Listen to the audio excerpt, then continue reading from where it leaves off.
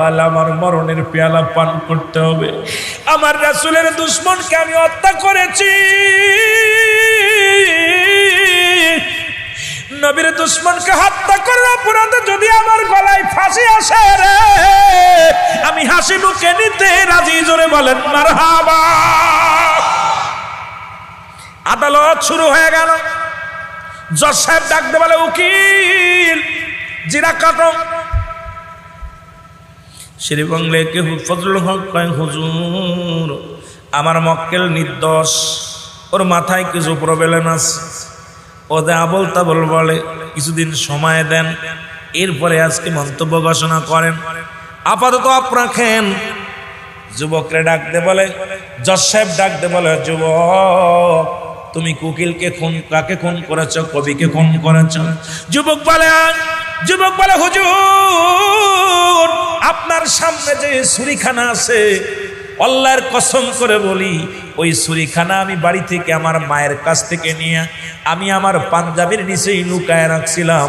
কবির বাড়িতে আসলাম, আমি নিজ হাতে কবিকে হত্যা করে ফেলেছি। জোরে জোরে চিল্লায়া বলা যাবে না আল্লাহু আকবার। জজ সাহেব লিখে দিলেন, খুনের বদলি খুন, ফাঁসি হবে, আগামী শুক্রবারে ফাঁসি হবে। রায় হয়ে গেল।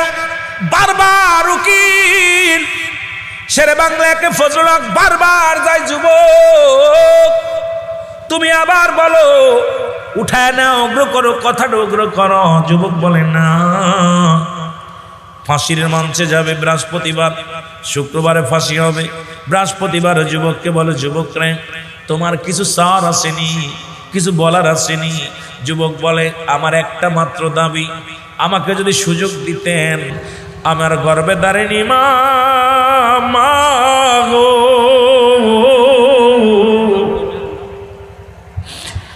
আমি কয়টা মিনিট আমার মায়ের বুকে মাথা রেখে ঘুমাইতে চাই।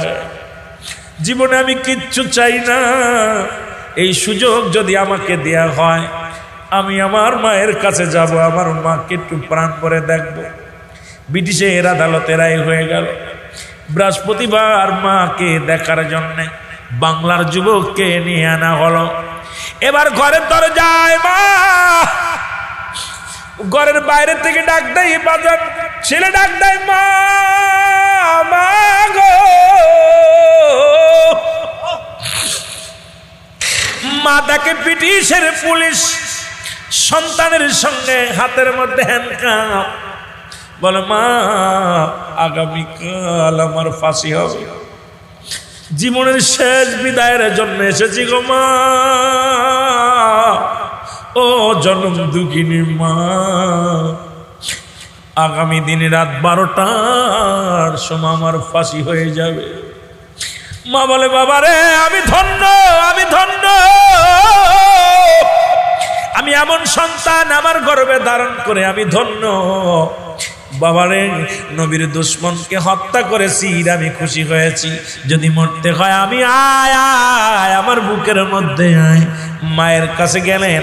এবার কি করলেন? রাতের অন্ধকারে এবার মা বলে, বাবা কিসের জন্য আসছিস? কই মাগো তোমাকে একটু দেখার জন্য আসি, মাগো কথা বলার জন্য আসি।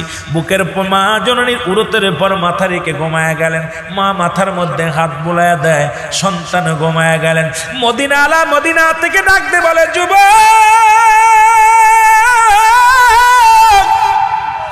তোর মায়ের বুকে মাথা রেখে ঘুমাস না, আমি নবী তোরে ঘুম পাড়াইব রে, আমি নবী তোরে ঘুম পাড়াইব, আমি নবী তোর অপেক্ষা আছি। ধরে বলেন মারহাবা। যুবক একটা চিৎকার মেরে বলে, মা গো। আর আমি ঘুমাইতে পারলাম না, নবী আমাকে ডাকছে গো, ও মা, আর আমার বাধা দিও না, আর আমি ঘুমাইবো না। রাহমাতুল লিল আলামিন আমাকে ডাকছে, আমি আপনাদেরকে বলে যাই, মুসলমান শুনে নাও। যুবক ডাকতে বলে, পুলিশকে বলে, ভাইয়ের প্রশাসনের ভাইয়েরা শোনো, আমাকে জলদি নিয়ে যাও, আমি আর ঘুমাইতে চাই না, আমার মার কাছ থেকে বিদায় নিয়েছি, আমি আর মায়ের কোলে মাথা রেখে ঘুমাইতে চাই না, আমার নবী আমারে ঘুম পাড়াইবে, আমার নবী আমারে ডাকছে, আমার নবী।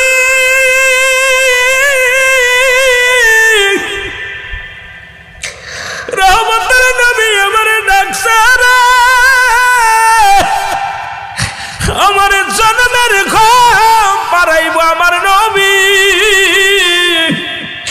আমার তোরা লয়ে যা জোরে বলেন মারহাবা। এ মুসলমান শুনে নাও, আজকে যদি বাংলার জমিনে যুবকের ঘরে রাহমাতুল লিল আলামিন আসতে পারে, আমরা বলবো ইয়া রাসূলুল্লাহ ইয়া হাবিবাল্লাহ। আমরা মদিনায় যাইতে পারি না, এই চট্টগ্রামের জমিনে বসে চোখের পানি ছেড়ে দিছি। নবী গো, আপনার জুলুস করি, আপনার মিলাদ পালন করি, আপনার আগমনটাকে স্বাগতম জানাই। নবী গো, এর ওসিলায় একবার দিদার দেন, জোরে জোরে চিল্লায়া বলা যাবে না মারহাবা। এ মুসলমান শুনে নাও, বাংলার যুবক যদি নবীর রাজি করতে। আসসালামু আলাইকুম, হ্যালো এভরিওয়ান, হ্যালো ভিউয়ার্স, সবাই কেমন আছেন? আশা করছি ভালো আছেন। তো আমরা আজকে দেখব কয়েকটি ভার্ব। আমরা এই ভার্বগুলো আমরা অলরেডি আগের ভিডিওর মধ্যে আমরা দিয়ে দিয়েছি, এখন আর সেগুলোকে আলোচনা করব না। সেই ভার্বগুলিকে আমরা আগের আমরা আলোচনা করে ফেলছি। এখন আলোচনা করব সেটা হচ্ছে হাল, ডু ভার্ব। ডু ভার্ব দিয়ে কিভাবে বাক্য তৈরি করা হয় সেটি আমরা আজকে দেখব। ডু ভার্ব, আজকে আলোচনা হচ্ছে এই ডু পরে ভার্ব, অর্থাৎ আরবিতে বলা হয় হাল, বর্তমান। বাংলা হচ্ছে বর্তমান। আমি দেখাচ্ছি আপনাদেরকে আরবিতে কি বলা হয়, হাল বলা হয়। আর ইংলিশ হচ্ছে ডু ভার্ব। ইংলিশ হচ্ছে কি, ডু ভার্ব। বাংলা হচ্ছে বর্তমান। বাংলা হচ্ছে বর্তমান। আমরা কোয়েশ্চেন করব কিভাবে দেখাচ্ছি আপনাদের। প্রথমে হচ্ছে আই ডু, আমি করি। আই ডু, আমি করি। এখন যদি আমাদেরকে এটাকে নেগেটিভ করতে হয়, তাহলে আমরা এই নিচের দিকে দেখছেন স্ক্রল করে দেখাচ্ছি, নট। এই নট, এই নট, এই নট আমরা দেখাচ্ছি। এই নোটটাকে যদি আমরা এটার মধ্যে নিয়ে আসি, I don't do, I don't do, আমি করি না। আমি করি না, সেটা হচ্ছে ডু। দেখেন এখানে, সেটি আমি হচ্ছে করি না। আচ্ছা, এখন আমরা চলে আসবো we do. We do, we do মানে কি, আমরা করি। উই ডু, আমরা করি। উই ডু, আমরা করি। দেখেন, উই ডু, আমরা করি। উই ডু, আমরা করি। সেটা উই ডু এর এই বাক্যটি হচ্ছে ইংলিশ, এটি হচ্ছে উই ডু, আমরা করি। এখন এর সাথে আমরা নেগেটিভ করব কিভাবে, সাবজেক্টের পরে ডন্ট শব্দটা বসাইলেই আমাদের হয়ে যাবে। ডন্ট শব্দটা বসালেই আমাদের হয়ে যাচ্ছে নেগেটিভ। যেমন উই ডু, উই ডু, আমরা করি না।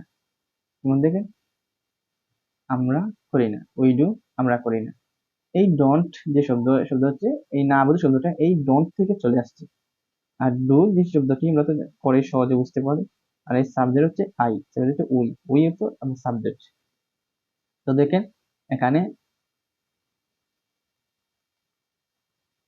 উই ডু, আমরা করি।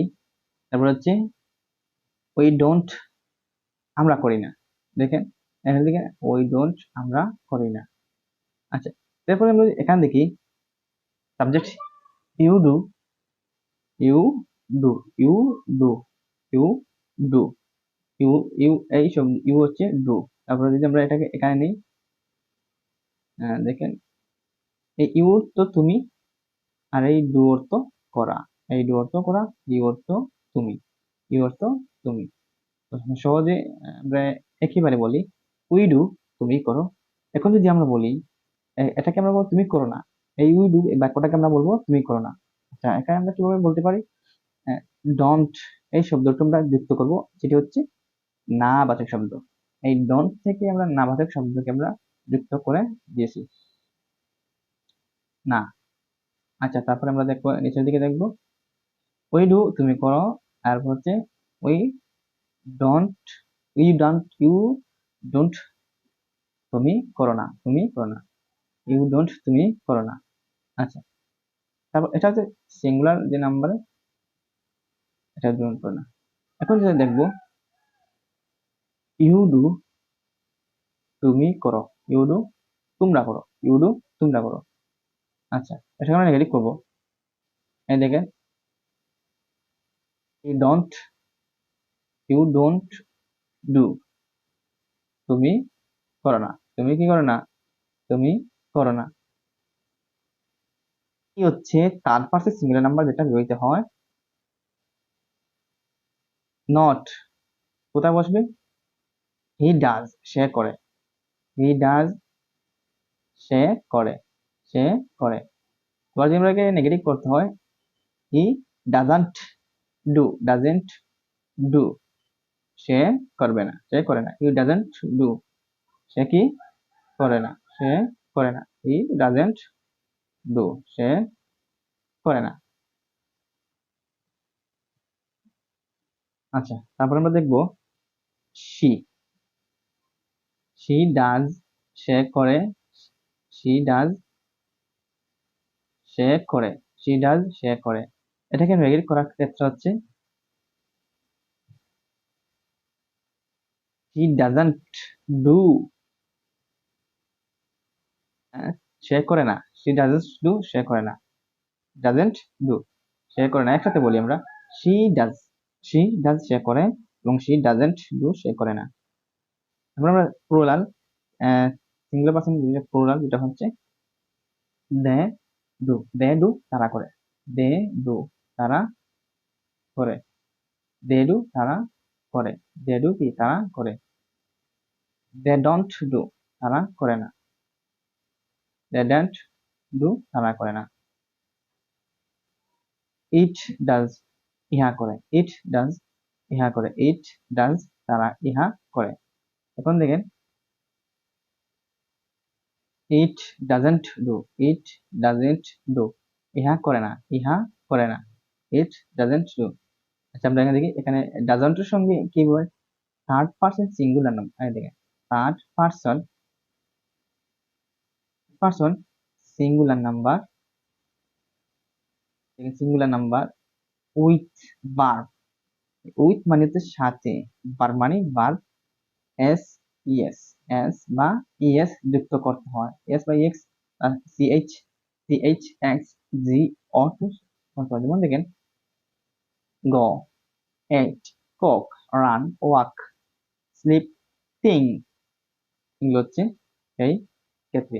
তো আচ্ছা আমরা আজকে অনেক কিছু শিখলাম। আমরা পরবর্তী ভিডিও নিয়ে আবার হাজির হবো ইনশাআল্লাহ।